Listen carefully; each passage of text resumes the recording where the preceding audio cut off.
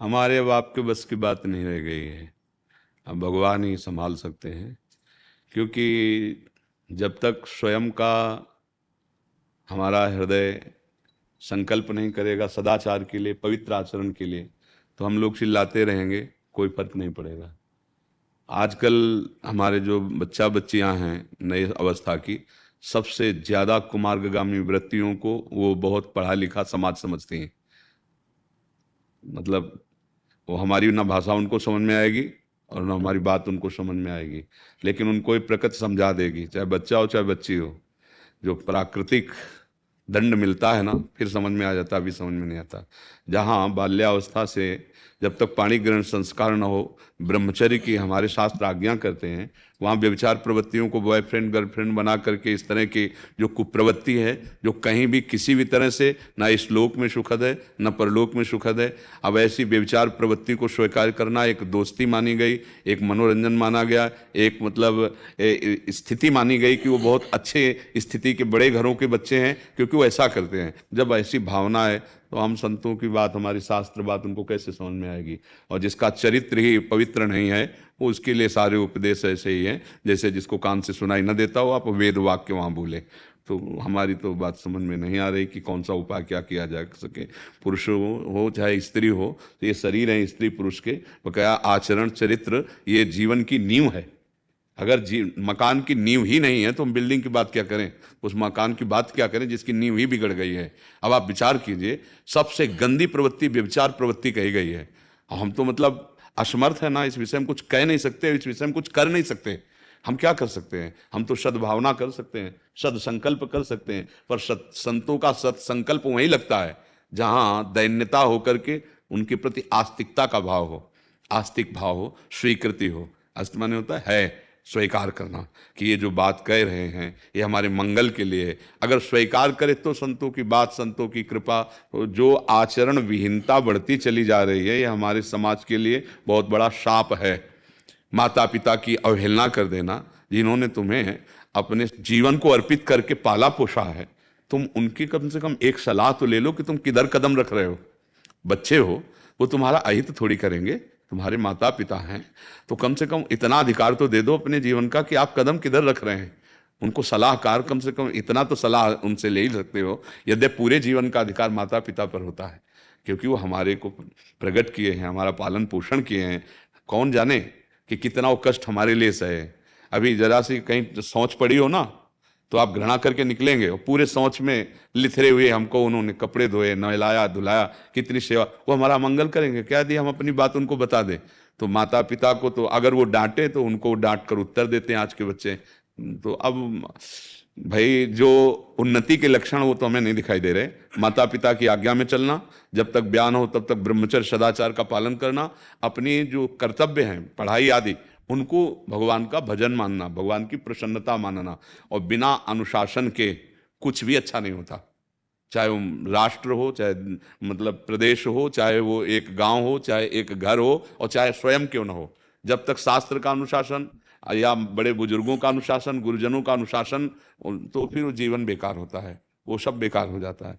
तो अनुशासन मानने के लिए आज थोड़ी कृपा नजर आ रही कि नए बच्चे उत्साहित हो रहे हैं। हम प्रणाम करते हैं, उनको धन्यवाद देते हैं कि वो गंदी आचरण छोड़ रहे हैं, गंदी बातें छोड़ रहे हैं, अच्छे मार्ग का अनुसरण कर रहे हैं। पर जैसे कि सुधार हो ही जाए, इसके लिए आपको तैयार होना पड़ेगा, हमारी बात माननी पड़ेगी, हमारे शास्त्रों की बात माननी पड़ेगी, अपने माता पिता की अधीनता स्वीकार करनी पड़ेगी। आज बच्चे माता पिता के अधीन नहीं हैं, ऐसा नहीं।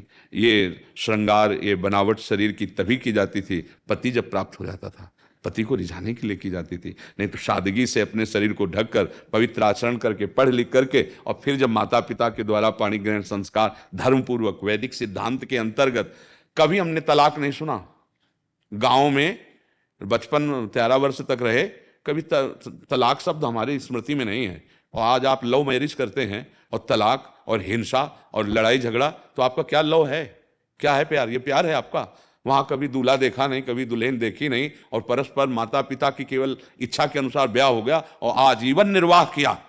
पवित्र आचरण, पवित्र तो फिर देशभक्त, भगवान के भक्त, ऐसी संतानें प्रकट होती थी। अब आप व्यभिचार प्रवृत्ति को अब हमारा इस विषय पे तो बहुत हृदय मतलब दुखी है कि हमारी नई समाज जो है ऐसी ऐसी गड्ढे में गिरने जा रही है जिससे कोई पूरा जीवन बर्बाद हो जाएगा, पूरा जीवन बर्बाद हो जाएगा। एक स्वभाव में समझो, जैसे हमने कई बार हम उदाहरण प्यार से बताया, यह स्वभाव बन गया है अलग अलग दुकानों का भोजन पाना, होटलों का भोजन पाना, फिर एक रसोई घर की उसका भोजन अच्छा नहीं लगेगा। बात समझ लो, ऐसे हमारे शरीर की हर इंद्रिय है, उस इंद्रिय को आपने व्यभिचार में प्रवृत्त कर दिया। अब आप एक पातिव्रत धर्म से नहीं रह सकते, आप एक पत्नी व्रत नहीं ले सकते। बोलो ब्याह भी हुआ और प्यार भी नहीं और जीवन भी ठीक नहीं, अशांति, तो पूरा जीवन बर्बाद हो गया ना।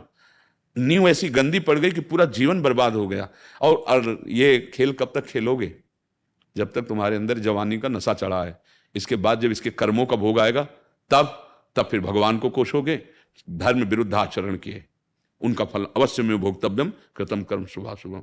इसलिए चाहे भाई हो चाहे बहनें हो, स्त्री पुरुष शरीर ये पोशाकें हैं, हम सब भगवान के अंश हैं। यदि हम भगवान की आज्ञा नहीं मानेंगे, शास्त्र आज्ञा भगवान की आज्ञा, जो गुरुजनों की आज्ञा वो भगवान की आज्ञा है, अगर हम नहीं मानेंगे तो आगे चल करके हमको इसका परिणाम वो मिलेगा जो हम झेल नहीं पाएंगे, पक्का नहीं झेल पाएंगे। दुर्गति पे दुर्गति होती चली। शुभ गति कभी व्यभिचारी की होती है, कभी व्यभिचार करने वाला शुभ विचार वाला बन सकता है, कभी व्यभिचार करने वाला दूसरों को सम्मान दे सकता है, कभी व्यभिचार करने वाला दूसरों के सुख की तरफ देख सकता है। आप सोचो, हमारी बहन को कोई गंदी दृष्टि से देखे कैसा लगेगा, और व्यभिचार भाव जब जागृत हो गया तो दूसरे की बहन बेटी के साथ कैसा बर्ताव होता है। ये क्या हो रहा है? ये वही हो रहा है, वही नींव है जिसको तुम लोगों ने स्वयं हंस खेल कर बर्बाद कर दिया।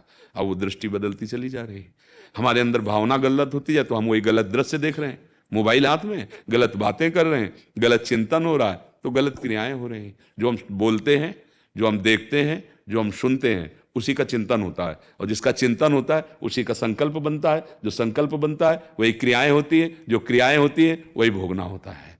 तो अब हमारे आचरण ऐसे हो रहे हैं कि भोगना बहुत कठिन पड़ेगा। पहले हमने कभी कैंसर नहीं सुने थे, अब ऐसे कैंसर हो रहे हैं जैसे किसी को बुखार हो रहा हो। क्या हो रहा है? वही कर्म, वही कर्मों का फल आपको बढ़ाता चला जा रहा है, किधर? दुर्गति की तरफ, कष्ट की तरफ बढ़ाता जा रहा है। तो डरो, गलत आचरणों से डरो, वो फल दिए बिना नष्ट नहीं होगा। यदि भजन हो जाए तो नष्ट हो सकता है। भजन ही एक ऐसा बल है कि अब लो नशानी, अब ना नशई हो, अब तक गलती हुई, अब आगे गलती नहीं करूंगा, और ईमानदारी से भजन करने लगो तो फिर भगवान कहते हैं हम तो हम सर्वपापेभ्यो मोक्षयिष्यामि मा शुचा। तो इसलिए हमें तो यही लगता है कि जब तक हमारे बच्चे स्वीकार नहीं करेंगे हमारी बात, तब तक नहीं। पाणिक ग्रहण संस्कार के पहले कोई स्पर्श न करे तुम्हारे शरीर को, ये एक धरोहर की भांति है। जब एक दूसरे को जीवन अर्पित करोगे तो मध्य में भगवान रहते हैं, तुम्हारा जीवन मंगल में गृहस्थी में भी पार होगा, और पुत्र ऐसे होंगे जो देशभक्त होंगे, जो भगवत भक्त होंगे, समाज का मंगल करने वाले, तुम्हारी आराधना करने वाले बनेंगे। और तुम्हारे आचरण जब गलत है ना, तो संतानें भी ऐसी होंगी कि तुमको देख देख के रोना पड़ेगा, जलना पड़ेगा। इसलिए बहुत सावधानी से चले। और हमें तो उपाय बस यही नजर आ रहा है कि भगवान कृपा करें और बुद्धि शुद्ध हो। बुद्धि शुद्ध हो तभी सब ठीक हो सकता है, और वो शुद्ध होती है शास्त्र स्वाध्याय और संत समागम से, और वो अब बड़ा मुश्किल है, बड़ा मुश्किल है, क्योंकि शास्त्र स्वाध्याय करने की रुचि और समय नहीं है। मोबाइल हाथ में कौन शास्त्र स्वाध्याय करे? अच्छा, संतों पर श्रद्धा होना ये बड़ी दुर्लभ बात होती है। ये तो भगवान की कृपा है जो आप लोग यहाँ सुनने आए, बैठे आए, नहीं तो ऐसे आचरण कुछ हो गए हैं और ऐसे दृश्य कुछ दिखाए जाते हैं, अब किसकी बात मानेंगे? संत के लिए ये बात हो गई, शास्त्र स्वाध्याय करने लायक बुद्धि नहीं रह गई है, तो संभाले कौन तुम्हें? कौन संभाले? अब जो शास्त्रों का रहस्य नहीं समझ रहे हैं, केवल वासना पूर्ति के लिए शास्त्र का या इस वेश का, तो उससे जो रही कोई श्रद्धा है ना, वो भी भस्म होती चली जा रही। इसलिए बहुत मतलब है तो संकटपूर्ण समय दिन का दिन आगे, पर यदि संभाल लिया जाए तो कलयुग का प्रभाव नहीं पड़ेगा। जिते विनायक शुभ अशुभ विघ्न करे नहीं कोई, विघ्न करे नहीं कोई, डरे कलिकाल कष्ट भय, हरे सकल संताप हरस हरिनाम जपत जय। कलयुग भयभीत रहता है नाम जापक से। जो निरंतर नाम जपने का अभ्यास करता है और अच्छे आचरण से चलता है तो कलयुग भयभीत रहता है, उसके ऊपर अपना प्रभाव नहीं डाल पाता है, नहीं तो कोई भगवत प्राप्ति कर ही ना पावे। तो इसलिए हमारे तो हृदय में यही बात है कि अब आप और हम या कोई भी क्या कर सकता है जब तक आप सुधरना ना चाहें, है नहीं? मान लो अमृत परोस दिया, अब आप ना पाओ तो पाना तो आप, अच्छा पा लिया और उल्टी कर दिया तो भी नहीं बनेगा, पाओ और उसे पचाओ, जब पचा गए तो स्वस्थ हो गए। पाल तो आजकल पाया तो जाता है, सुना और दूसरे को सुना दिया और अपने आचरण में कोई फर्क नहीं पड़ा, तो वो उल्टी कर देला है, वो भी लाभ ले, मतलब सुनी बात हमारी और आपने दूसरे को सुना दी और आचरण में नहीं उतारा, ना उसने ना आपने, तो किस काम में आया? बेकार गई रसोई, उल्टी हो गई तो बेकार गई रसोई। वो आपके सत्संग सिर्फ अपने लिए होता है। अगर हम सब सत्संग सुन रहे तो अपने लिए, हम अपना मंगल करने के लिए, अपने आचरण सुधारने के लिए, अपनी सत्संग का मतलब दर्पण, अपनी कमियों को देखने के लिए। साधु समागम में बैठे अपनी कमियां दिखाई दे रही, वहां निश्चय किया था आज तक तो गलती हो गई, अब मुझे पता चला कि मैं गलत हूं, अब मैं जीवन में गलती दोबारा नहीं करूंगा। ये सत्संग का फल होता है। अगर ये बातें नहीं आ रही तो या सत्संगी नहीं है या आपका हृदय बहुत मलिन है जो आप स्वीकार नहीं कर रहे हैं। नहीं, सत्संग मत कीरति गति भूति भलाई, जब जे जतन जहां जे पाई, सो जानो सत्संग प्रभाव, लोकों वेद न आनु पाओ। हाँ, निश्चित मंगल हो पर स्वीकार करे, बिना स्वीकृति के तो बात नहीं।